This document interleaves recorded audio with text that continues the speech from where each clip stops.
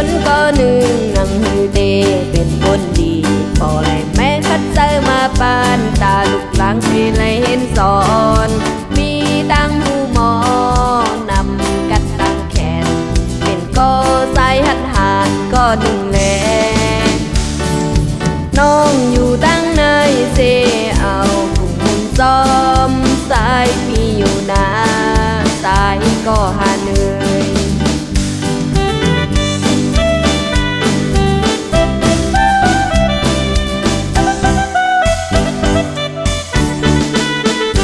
อักษรคือดังทุกเสอยู่หยาบคายใส่กินใส่ขอบมือสายเหตุการณ์เมืองเสหับคุณถอนกันคุณคือไหนสายพี่ฮักเอ้ยน้องหูซ้อมอยู่เสือฮักคือเหตุการณ์คุณเจอจาดสายอ่ำย้อมการเธอใส่แก่นแข่งฮัดตื้อลึกผู้เข็นมือเลื่องเขายาวสายเป็นก่อซึ่งเป็นก่อสายใต้กัดงานเหตุการณ์วันเมืองตาเสือคือเฮาตั้งเสียงทานต่อสู้หักเข่งตาตื้อลึกผู้เข็นสายอ่ำตอนข้างอ่ำตอนว่างเป็ดหน้ากันตื้อสึกเขาตื้อตาวันเมืองเฮากัดเย็นน้องเตะพันแห้งเมาพี่สายกล้วยใจเอ่ยย้อนเฮาก็สึกผู้ฮักคือผู้ฮักสาดเฮาลอดเพเข็นเทินป่าลอยคือห้วยลงอำโกเฮสั่งสายงานแม่ไต้เฮาฝนตกก็ขามเย็นสีเอามือกัดหนาว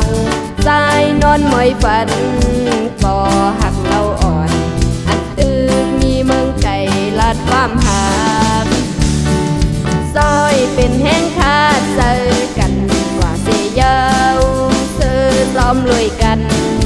พองซึ่งนาน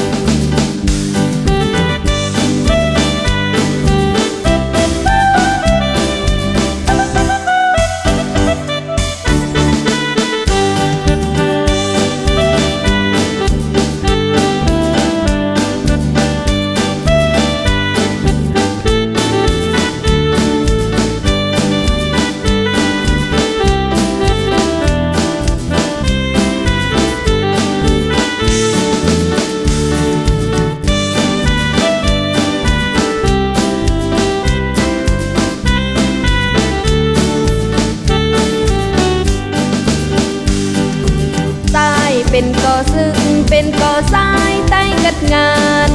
เหตุการณ์วันเมืองตาเสือคือเฮาตั้งเสียงทานต่อสู้หักเข่งตาตื้อลึกผู้เข็น